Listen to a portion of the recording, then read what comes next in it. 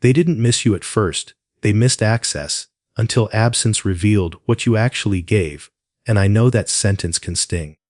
Because when you're the one who loved deeply, it feels insulting to imagine that what they missed was not your heart, not your soul, not your presence, but the convenience of you being there. But this is how avoidance works, and this is why it hurts so much, because avoidant patterns often delay emotion. They don't feel the loss in the moment, they feel relief first, they feel control first, they feel space first, and they confuse that relief with proof that they made the right choice. So in the beginning, they don't miss you the way you miss them.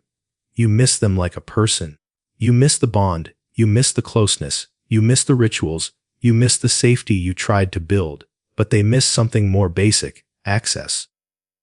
They miss knowing they could reach you whenever they wanted. They miss knowing you would respond. They miss knowing the door was still open. They miss knowing that even if they were inconsistent, your love was consistent. They miss the safety net of your availability. And listen, that doesn't mean you were nothing, it means you were steady, and steadiness becomes invisible when someone is used to it. When someone knows you will be there, they stop noticing how much you're giving, they stop noticing the labor inside your love, they stop noticing the way you keep the connection alive, because it feels guaranteed, and the human brain takes guaranteed things for granted. So at first, when they leave, they might fill the silence with distraction. They might talk to someone else, they might go out more, they might act unbothered, and from your side it looks cruel. It looks like they're fine. It looks like you meant nothing. But what's really happening is their nervous system is still in avoidance mode. They are still numbing, still escaping, still staying on the surface, because feeling the loss would require them to admit something: that you mattered, that they needed you, that they made a mistake. And admitting that makes them feel vulnerable. So they miss access, because access is safer than missing you. Missing you is soft, missing you is tender, missing you is admitting, I lost something real. Missing access is easier, because access is control, access is comfort. Access is the belief that you're still there if they change their mind. That's why they may test, they may send a casual message, they may watch your stories, they may react to your posts, they may pop up like nothing happened, because what they're really asking is not, can we repair? They're asking, is the door still unlocked? And this is where your power begins, because when you detach, when you stop responding the way you used to respond, when you stop rushing to reassure them, the access disappears, and when access disappears, absence begins to speak. Absence is the teacher, absence is the loudest truth, because absence turns what was invisible into something you can finally feel. And that's when they start noticing, not in a big dramatic way at first, but in quiet, annoying little moments. The time they check their phone and there's nothing. The time they have a bad day and there's no you to calm it. The time they feel lonely and there's no automatic warmth to soothe it. The time they realize they can't just drop a breadcrumb and receive a full meal. That's when the absence reveals what you actually gave, because what you gave wasn't just affection, it was emotional work. You gave presence. You gave steadiness. You gave patience. You gave effort to repair. You gave the benefit of the doubt. You gave forgiveness. You gave a soft place to land. You gave emotional safety. And when that's gone, they feel the difference, because the world doesn't feel as padded anymore. Their life doesn't feel as emotionally supported anymore. They feel the emptiness in the spaces you used to fill without being asked. They feel the silence where your voice used to soften the sharp edges of their day. They feel the weight of their own choices, because you're no longer there turning their inconsistency into comfort. So the missing shifts. It moves from missing access to missing you, but only if the absence is real, only if you stop feeding the old pattern. Because if you keep responding, if you keep being available, if you keep explaining, they never move past missing access. They stay in the comfort of knowing you're still reachable, and they don't have to face what they lost. This is why detachment is so powerful, because it stops being a conversation, and it becomes a reality. Reality is the only language the avoidant nervous system respects, because words can be ignored, text can be delayed, feelings can be minimized, but reality cannot be argued with. Reality says you don't get me the way you used to. Reality says, you don't get my warmth on demand. Reality says, you don't get to disappear and return like nothing happened. Reality says, if you want access, you need accountability. And that's when absence does its work. They start replaying your value. They start remembering the patience they dismissed. They start remembering the loyalty they assumed would last forever. They start remembering how you tried to understand them instead of punishing them. They start remembering the way you held things together. And that remembering can hurt them, yes, but more importantly, it clarifies you. Because you see the truth. They didn't value your love while it was guaranteed. They started valuing it when it became limited. And here is the part that will protect your heart. Being missed is not the same as being cherished. Being regretted is not the same as being respected. Someone can miss you because the access is gone and still not be ready to love you well. So you don't let their missing become your reason to return. You let their behavior become the evidence. If they miss you in a way that leads to repair, accountability, consistency, that's different. If they miss you in a way that leads to breadcrumbs, testing, and the same pattern, that's not love, that's discomfort. So this keynote is not about making them miss you. It's about understanding what's real. They didn't miss you at first. They missed access.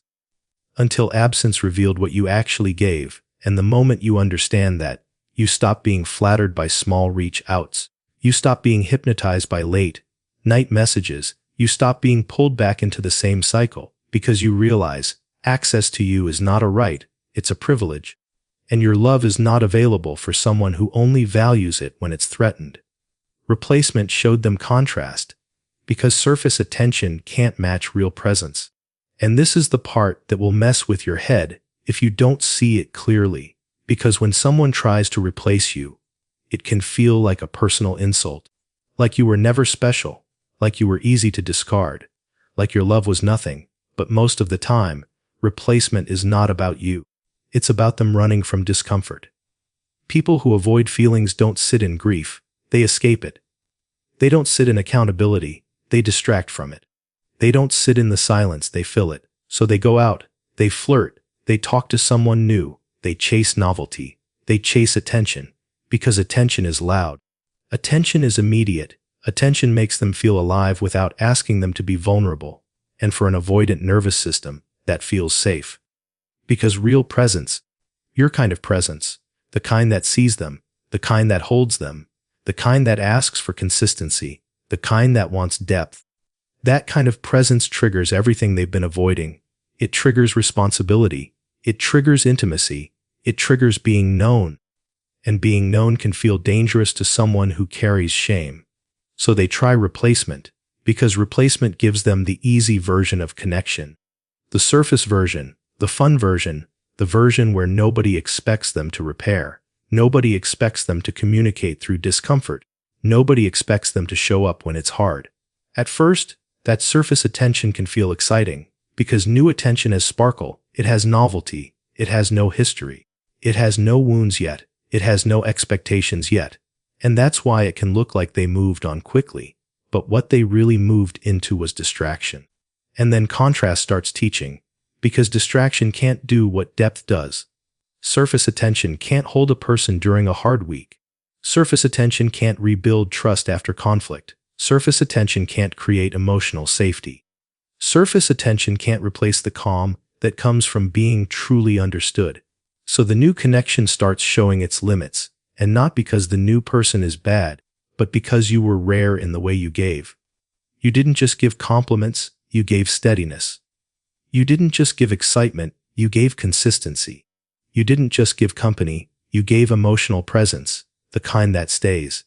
And when the new person doesn't offer that, or when the new person offers something different, it creates contrast. Contrast is the teacher that says, "Oh, that's what they were doing for me." Contrast is the moment they realize, this attention is loud, but it's not safe. This chemistry is fun, but it's not steady. This person likes me, but they don't know me. And being liked is not the same as being held. That's when they start comparing, and the comparison is rarely conscious at first. It's a feeling. They feel more anxious with the new person, because the new person doesn't regulate them the way you did. They feel more restless, because the new person doesn't bring the same emotional calm. They feel more misunderstood because the new person doesn't speak their emotional language.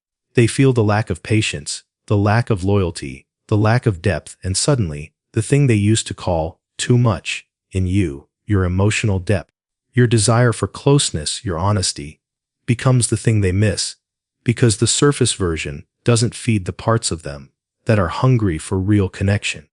So contrast makes your value visible, but not in a flattering way, in a sobering way, because now they see what they threw away. They see that what you gave wasn't common. They see that you were not easy to replace. They see that your presence had weight. They see that you made life softer. And this is where you must stay sharp, because when they feel that contrast, they may reach out, and the reach out can sound like love, but it can be driven by discomfort. They might reach out because the new person doesn't make them feel as safe. They might reach out because the novelty wore off. They might reach out because they miss the emotional labor you provided. They might reach out because they want the comfort of you without the responsibility of truly choosing you. That's why contrast is not your closure. Contrast is just a moment of realization. Real change would be them coming back with accountability, with repair, with consistent effort. Not just coming back because nobody compared. Because nobody comparing is not a relationship plan. Nobody comparing is not a commitment. Nobody comparing is not proof of emotional readiness. It's just proof that depth is rare. And you already know depth is rare. You were the one giving it. Now, I want you to understand the difference between being compared and being valued. They can compare you and still not value you properly. They can realize you were better and still not be capable of showing up. They can miss your presence and still fear intimacy. So you do not let their comparison become your invitation to return to the same dynamic. You let their behavior show you whether they learned anything. Because the whole reason they replaced you was to avoid the discomfort of depth. And if they come back still unwilling to do depth, then nothing has changed. They just got tired of the surface. So your job is not to feel flattered by the comparison. Your job is to stay loyal to your standards. Your job is to remember what it cost you to be that steady, what it cost you to be that patient, what it cost you to keep showing up without being met. Because yes, surface attention can't match real presence, and replacement showed them contrast. But the most important contrast is the one you now see, the contrast between being tolerated and being cherished, the contrast between being accessed and being honored, the contrast between being someone's comfort option and being someone's committed choice. And once you see that, you stop craving the validation of being the one they couldn't replace, because you realize you deserve more than being the best comparison. You deserve being chosen without needing someone else to fail first. You deserve a love that doesn't require contrast to recognize your worth. You deserve someone who values your depth while they have you, not only after they lose you. Comparing isn't your closure, your standards are. And you need to hear that like it's the truth that saves you, because a part of you is still waiting for the moment they finally admit it, the moment they finally say, "No one compared to you. You were different. You were rare. You were the best thing that happened to me." And your heart thinks that sentence will heal the wound. But closure does not come from their confession. Closure comes from your decision. Because even if they compare everyone to you, even if they regret it, even if they miss you at night, none of that automatically means they have the capacity to love you well. None of that automatically means they will protect your heart. None of that automatically means the pattern that hurt you has been repaired. Comparison can be flattering, but flattery is not safety. Comparison can be emotional, but emotion is not consistency. Comparison can sound like growth, but sound is not substance. And if you're not careful, you will start treating their regret like a reward. You will start treating their loneliness like proof. You will start treating their late night message like a miracle. And you will go right back to accepting the same thing that broke you: crumbs, mixed signals, half effort, and empty promises. Because crumbs have a sneaky power when you've been starving. Crumbs look like, "I miss you," but no plan. Crumbs look like, "I've been thinking," but no accountability. Crumbs look like, "You were right," but no change. Crumbs look like a soft apology that never names what they did. Crumbs look like a casual, "Hey," after weeks of silence, expecting you to melt, expecting you to forget, expecting you to become the old version of you that always made it easy. And you can't go back to that version of you. Not if you respect yourself, not if you learned anything, not if you finally understand what your love is worth. So your standards become the closure, because standards do what their comparison never will. Standards protect your peace. Standards protect your nervous system. Standards protect your dignity. Standards say, "I don't care if you finally realized it. I care if you can live it." Standards say, "I don't care if you miss me. I care if you can show up." Standards say, "I don't care if no one compared. I care if you can be consistent without needing to lose me first."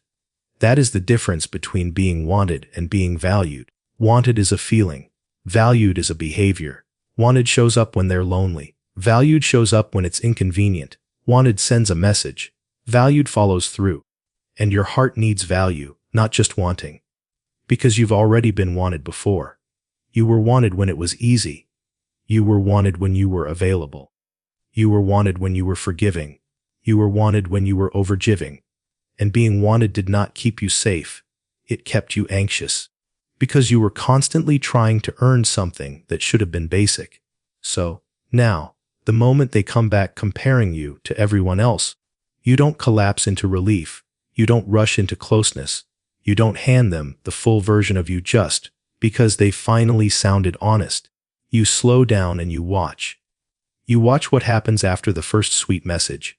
You watch what happens after the first hard conversation. You watch what happens when you say, "I need consistency." You watch what happens when you say, "I'm not doing on and off." You watch what happens when you ask for repair, not romance. Because anyone can miss you, but not everyone can maintain you. Not everyone can hold the responsibility of your heart. Not everyone can love you in a way that doesn't cost you your self-respect. And this is why your standards matter more than their comparison, because standards force truth. If they truly changed, standards won't scare them. Standards will guide them. If they truly grew, standards won't offend them. Standards will support them. If they truly want something real, they will respect your boundaries. They will welcome clarity. They will do the work without making you feel guilty for asking. But if they only want comfort, if they only want relief, if they only want to soothe the regret that's bothering them, your standards will expose that fast. Because comfort seekers hate boundaries. Comfort seekers call your standards too much. Comfort seekers make you feel harsh for expecting basics. Comfort seekers want the warmth without the responsibility. So you stop negotiating with yourself. You stop saying, "Maybe this time will be different," without proof. You stop giving access because they finally said the right words. You stop letting nostalgia erase the reality of how you were treated. Because the truth is, you don't need to be compared to be valuable. You were valuable before they lost you. And the reason this hurts is not because you need their validation. It's because you invested your heart in someone who didn't know how to hold it. That's why the standards are for you as much as they are for them. Standards rebuild your self-trust. Standards teach your nervous system that you will protect it. Standards teach your heart that love doesn't require self-betrayal. Standards are you saying, "I will not return to confusion just because you're emotional today." Standards are you saying, "I will not reopen my life to inconsistency." Standards are you saying, "If you want me, you show me, over time, with actions, with effort, with repair, with stability." And if they can't do that, it doesn't matter who compared. It doesn't matter who failed to replace you. It doesn't matter how much they regret it. Because regret does not build a healthy relationship. Character does. Consistency does. Accountability does. So if they come back saying, "No one compared," you let that be their realization, not your rescue mission. You don't become the person who fixes their regret. You don't become the person who makes it easy again. You become the person who honors what you learned. You become the person who keeps the door closed to crumbs. You become the person who asks, calmly, clearly, what are you willing to do differently? How are you going to show up? What changes are you making? What does consistency look like now? And if they answer with vagueness, if they answer with excuses, if they answer with charm and no plan, you don't argue, you don't beg, you don't explain, You simply hold your standard. Because your closure is not their comparison. Your closure is your choice to stop accepting less than you deserve. And you keep your standards steady, even when it's quiet. Your power is moving forward. Because being irreplaceable means nothing if you're still unavailable to yourself, and I know that can feel like a hard truth. Because a part of you wants the story to end with them realizing it, admitting it, coming back, choosing you fully. And yes, that can happen. But your power cannot depend on that ending. Because if your power depends on their realization, you are still living in their hands. You didn't heal just to become someone's lesson. You didn't detach just to become someone's regret. You didn't rebuild your self-respect just to hand it back the moment they say the right words. So moving forward is not you pretending you didn't love them. Moving forward is you refusing to abandon yourself again. Moving forward is you choosing a future that doesn't require you to be confused, anxious, waiting, guessing, scanning, hoping, collapsing, recovering, repeating. Because that cycle is not love, it is survival, and you deserve more than survival. Being irreplaceable is a tempting identity, because it makes pain feel meaningful. It makes rejection feel like it had a purpose. It makes the suffering feel like it will be repaid with validation. But you have to be careful. Because the identity of being, the one they couldn't replace, can still keep you stuck. It can still keep you watching. It can still keep you emotionally invested in whether they finally regret it enough. And the truth is, you do not need to be compared to be valuable. You do not need to be missed to be worthy. You do not need to be regretted to be significant. You already are. Your value was never created by their recognition. Your value was proven by how much you gave, how deeply you loved, how patiently you tried. And now your value must be protected by how strongly you choose yourself. Moving forward starts with one decision. You stop making your life a waiting room for someone else's readiness. You stop making your phone the altar where you pray for messages. You stop making your mood depend on whether they reach out. You stop rereading old conversations searching for meaning that never came with action. You stop checking their pages to see if they look happy. Because even if they look happy, it doesn't heal you. And even if they look miserable, it doesn't heal you. Because your healing is not found in their face, it's found in your life. So you begin reclaiming yourself in practical ways, not poetic ways, practical. You return to your routines, you rebuild your sleep, you eat real food, you move your body, you clean your space, you focus on your work, you call the people who love you consistently, you do the things that make you proud. You put your energy into something that returns it. Because one of the most painful parts of loving someone avoidant is how much energy you poured into a connection that didn't pour back. And moving forward is you redirecting that energy into a life that grows, a life that holds you, a life that doesn't make you earn basic care. Moving forward also means you grieve honestly, because sometimes people rush forward to avoid the pain, but unprocessed pain turns into longing, and longing turns into relapse, so you allow the grief. You let yourself miss them without turning missing into contact. You let yourself feel the ache without trying to fix it with a message. You let the wave pass. Because feelings are waves, they rise and they fall. And you can survive a wave without swimming back into the storm. And while you grieve, you also tell yourself the truth, not the fantasy. You remind yourself of the pattern, not just the highlights. You remind yourself of the inconsistency, the silence, the confusion. The way you had to chase basic emotional presence. The way you had to translate crumbs into hope. Because your mind will romanticize when it's lonely. And your job is to stay anchored in reality. Your power is also in your standards staying firm, because the biggest test of moving forward is not when they are gone. It's when they return. Because they might return. They might say no one compared. They might say they miss you. They might sound sincere, and your heart will want to melt. But if you are unavailable to yourself, you will hand them your healing like a gift. You will abandon your own boundaries. You will return to the same dynamic. And you will call it love, because it feels familiar. So moving forward means you make a promise to yourself. I will not trade my peace for a person's temporary attention. I will not reopen the door for crumbs. I will not confuse nostalgia with repair. I will not let loneliness lower my standards. And this promise is not harsh, it is loving. Because it protects the version of you that is finally waking up. Being unavailable to yourself looks like ignoring your gut, ignoring your needs, ignoring your fatigue, ignoring your emotional limits, just to keep someone close. And you have done that. You have done it because you loved. But love without self-loyalty becomes self-destruction. So you become loyal to you. You become the person who listens to the first red flag. You become the person who doesn't stay in confusion. You become the person who asks for clarity and accepts the answer. You become the person who stops negotiating worth. And here is the shift that changes everything. When you move forward, you stop needing to be irreplaceable because you start becoming peaceful. And peace is better than being unforgettable to someone who still can't love you. Peace is better than being missed by someone who still can't show up.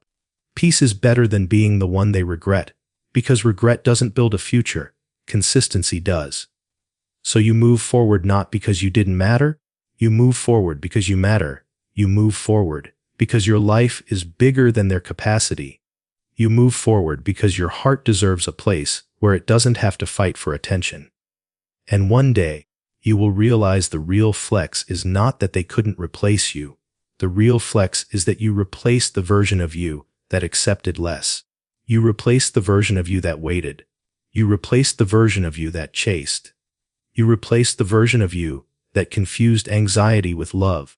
And you became someone stronger, someone calmer, someone clearer. And from that place, whether they regret it or not becomes irrelevant.